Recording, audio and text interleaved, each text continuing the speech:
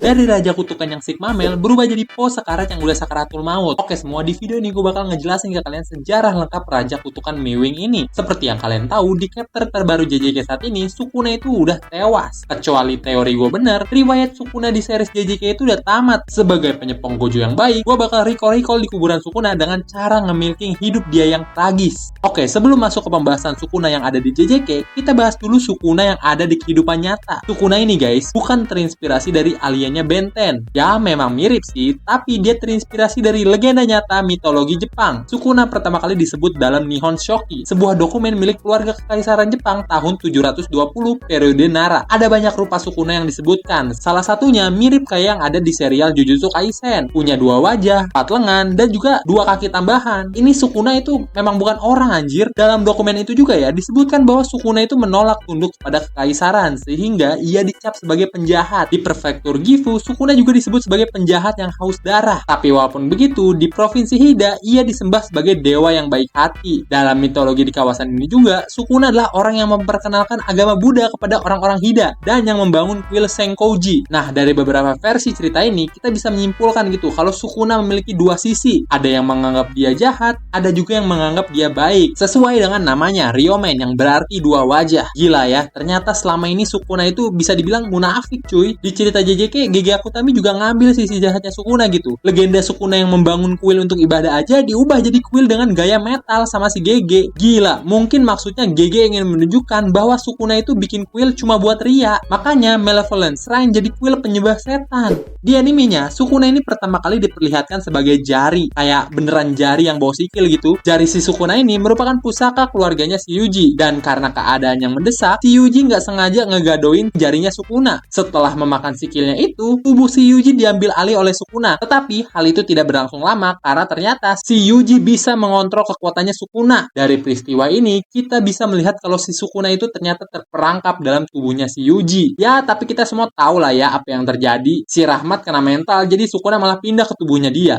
Sukuna digadang-gadang sebagai raja kutukan dari zaman keemasan Jujutsu, yaitu era Heian. Di masa lalu, Sukuna itu bukanlah roh terkutuk guys ternyata. Pada suatu masa ya, dia itu sebenarnya juga manusia biasa. Bahkan penyihir Jujutsu gitu. Tapi entah alasannya apa, tiba-tiba dia berubah jadi roh terkutuk. Yang jelas, sebagai manusia aja Sukuna itu kayaknya udah OP. Dan setelah jadi roh kutukan, kekuatannya makin gila-gilaan guys. Di awal cerita Jujutsu Kaisen, jelasin kalau penyihir zaman itu bersatu buat ngalahin Sukuna. Dan mereka membagi kekuatan Sukuna jadi 20 jari yang nggak bisa dihancurin.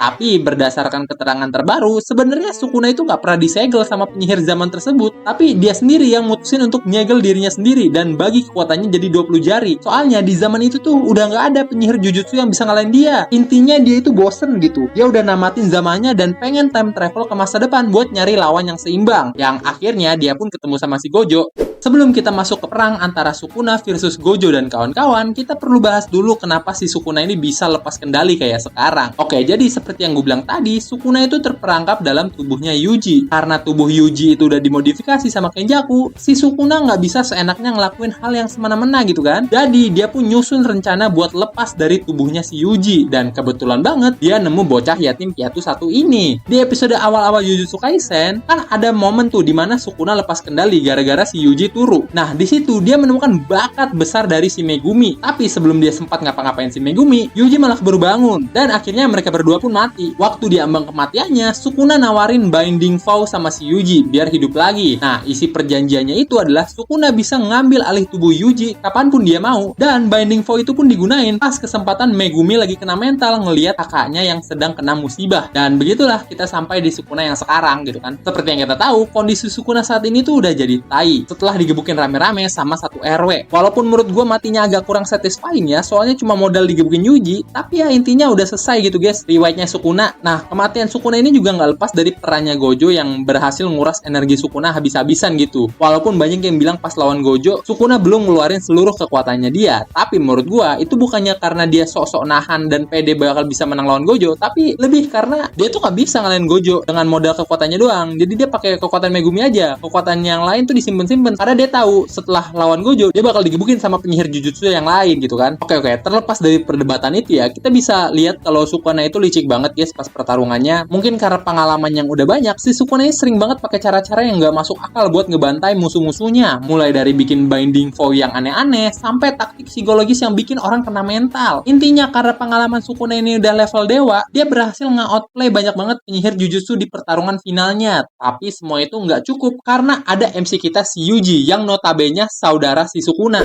Oke, sekarang gue bakal jelasin ke kalian hubungan antara Yuji dan Sukuna. Sebelum kita bahas lebih jauh soal hubungan mereka, kita perlu tahu dulu nih, sebenarnya Yuji itu apa sih? Berdasarkan keterangan yang ada di manga, Yuji itu di-reveal kalau dia adalah anak dari hasil reinkarnasi saudara kembarnya Sukuna dengan Kenjaku. Jadi entah bagaimana, si Kenjaku ini berhasil dapet roh saudara kembarnya si Sukuna yang dimakan sama dia pas dalam kandungan. Gue juga nggak ngerti gimana caranya Sukuna makan saudaranya sendiri dalam kandungan, tapi intinya roh tersebut dibangkitkan kembali sama Kenjaku. Terus pas udah hidup itu rohnya diewe sama dia bro, like literally diewe. Gue tahu ini susunannya agak kacau, jadi nggak perlu kalian pikirin banget. Tapi intinya si Yuji itu keponakannya si Sukuna. Di akhir riwayatnya Sukuna sebenarnya udah dikasih kesempatan sama Yuji buat balik ke jalan yang bener, tapi dia nolak dan bilang kalau dia adalah sebuah kutukan. Sukuna ini tuh di satu sisi sebenarnya mirip kayak Gojo guys. Duanya sama-sama berbakat dari awal, tapi bedanya bakat Gojo dianggap sebagai berkah, sedangkan bakat Sukuna dianggap sebagai kutukan. Dari perjalanan hidupnya Sukuna, kita bisa lihat kalau dia itu sebenarnya kasihan banget cuy. Dan gue bisa paham kenapa di akhir Yuji malah merasa simpati sama Sukuna. Simpulannya, Sukuna ini tuh dari lahir sampai mati bener-bener terkutuk bro. Dari manusia biasa yang overpower, jadi raja roh para kutukan, sampai akhirnya kena hajar rame-rame dan malah jadi tai. Hidup Sukuna ini tuh memang tragis. Jadi karena itu, mari kita recall di atas kuburannya dia.